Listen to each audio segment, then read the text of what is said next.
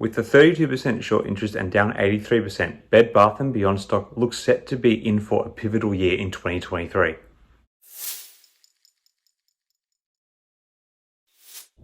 Hi again everyone, and Happy New Year. I hope you all had a great time celebrating and are ready to start kicking some of those goals for this next year.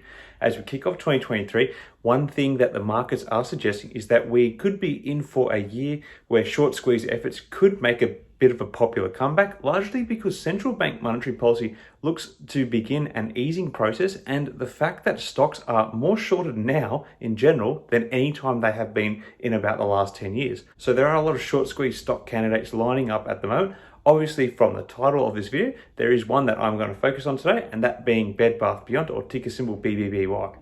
So Bed Bath & Beyond has one of the highest percentages of its float shorted at present across the whole market, with Fintel estimating that about 32.61% of the float is currently held in a short position, with a modest borrow fee of 10.2%. This is on the grounds that the average time to cover a short position in BBBY stock is currently 6.23 days. So there is not that much pressure on the average short position to cover. And given that markets have been falling, this stock has been a bit of a winner for short sellers in the last 3 months. Now, last year, I did actually make some money on BBBY buying into the company when I first heard of Ryan Cohen's interest in the stock.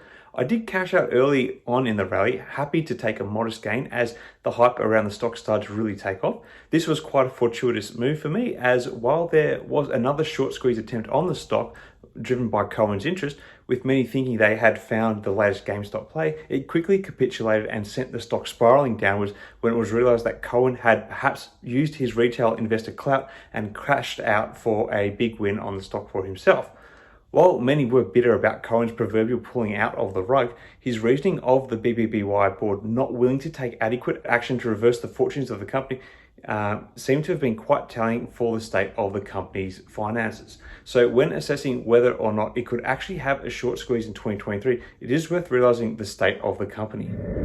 At present, the company has $1.7 billion in debt that it has accrued through having to borrow from a long string of continual cash losses. While the board has recently been able to negotiate for some of this to be transferred to equity with senior note holders to the tune of $69 million, this is a drop in the ocean in regards to the company's overall debt. This move will have a huge diluting effect as the batches of notes to shares start converting in 2024, given how low the share price is at the moment.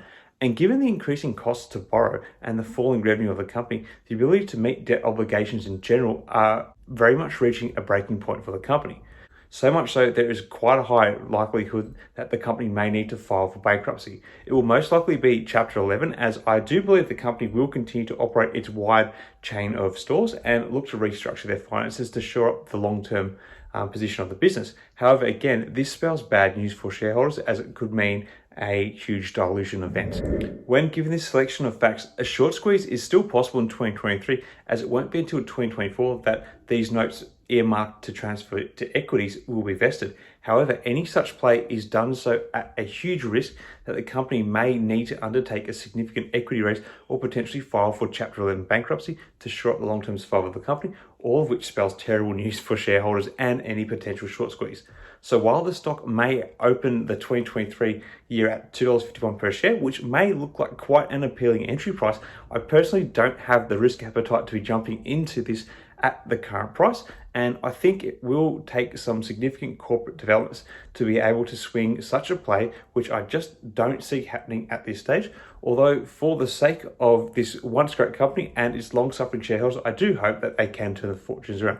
So in short, I think there will be better opportunities out there than what Bed Bath & Beyond is currently presenting. Anyway, that was my 2 cents on this interesting stock as we begin 2023. What are your thoughts? Are we going to see a turnaround for Bed Bath & Beyond stock, or are we about to witness further capitulation of this once great company? Let me know your thoughts in the comments below. Till next time, everyone, may the markets trade in your favor. Cheers.